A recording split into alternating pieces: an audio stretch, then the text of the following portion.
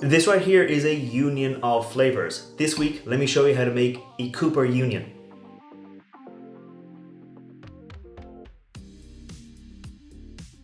Welcome back to the channel. I'm Matt, I'm the Whiskey Nerd, and like I said, today I'm making a union of flavors. I'm making a Cooper Union cocktail, and I got this recipe from Death & Co. And if you're not familiar with Death & Co., like if you want to be a home bartender, chances are they're going to be like your Bible. They have so many great cocktails with different ingredients, kind of interesting ways of making cocktails. And if you want to be a good home bartender, quite often looking at their recipes, looking at their kind of the book and the inspiration behind it can give you ideas for making new cocktails. And you don't have to follow their recipes exactly, because today I'm making a Cooper Union and I'm not following it exactly. So if you're not familiar with a Cooper is, a Cooper, when you're making whiskey, they're the people, I'll put a picture of it up there, they're the people who kind of hammer down the metal bands on the outside of a whiskey barrel to kind of hold it all together. They're called Coopers. And well, in Ireland and in Scotland, we're famous for making whiskey, and you need Coopers to make those whiskey barrels. So the original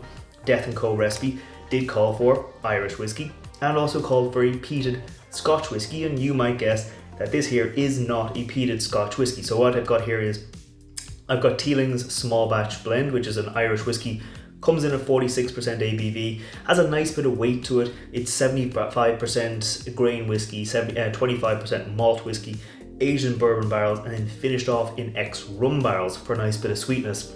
And this here is Teeling's whiskey. It's a full single malt, and it is a peated single malt. So it's actually quite a heavily peated single malt.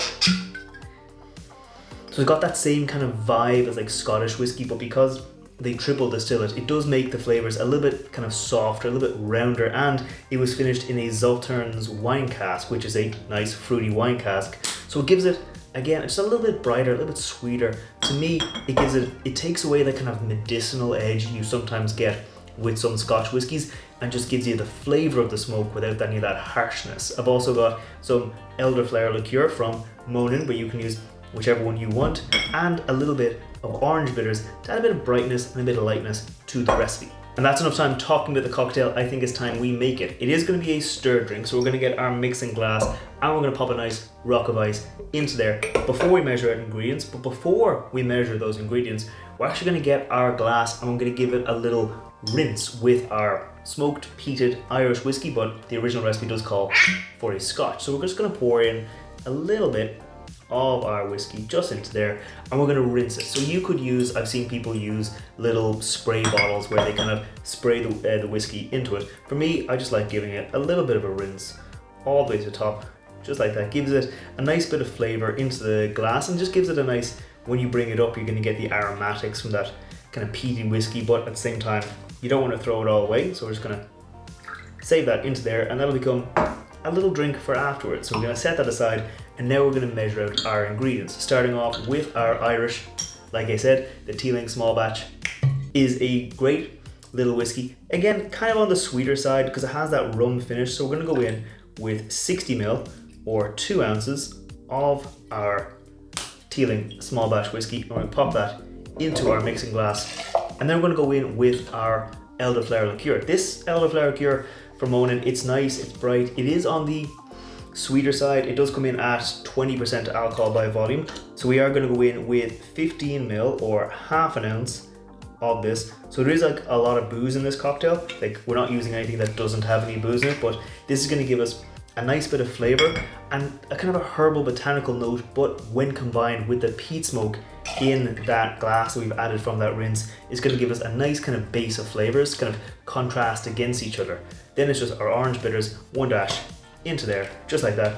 And then we're going to stir it away for about 20, 25, 35 seconds, because there isn't going to be any ice in this glass, so we want to make sure the cocktail is nice and cold. So stir for about 30 seconds.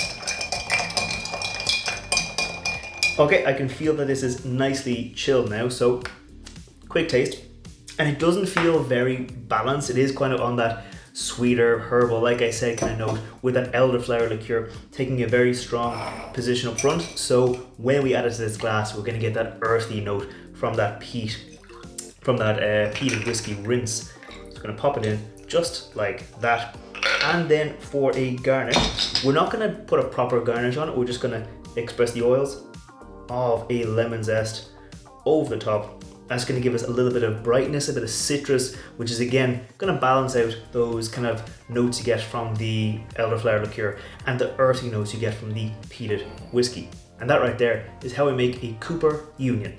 Now before I taste this cocktail, if you're new here, scroll down, hit that thumbs up button, hit that subscribe button. I put out whiskey reviews every Wednesday and I put out cocktail recipes featuring whiskey like this every Friday. So if you want to see more like that, make sure you hit that subscribe button and leave me a note down in the comments below and say if there's any recipes you think I should try out in the future. But now, let's try this one.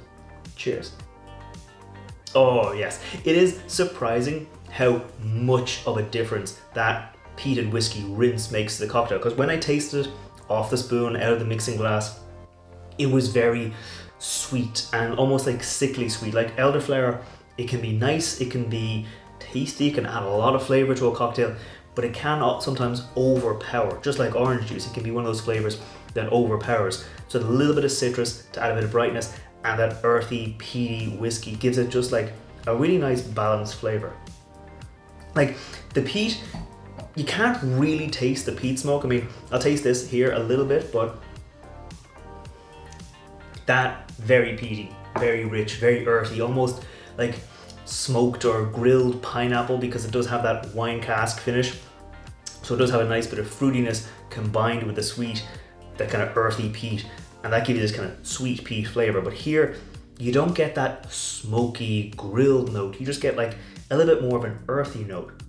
Obviously, tasting it right after having that whiskey, you can get a lot more of that earthy note, but it just balances it. It keeps it a bit friendly, keeps it a bit fresher, and it gives you a bit of peat smoke without being like a peated cocktail. So if you want to try out peat smoke or peated whiskies or scotch whiskies in cocktails, things like this where you add a little bit of it, just to add a bit of balance, I think could be a good way to start. But me, I'm going to keep on enjoying this, and I'll see you next time. Sláinte.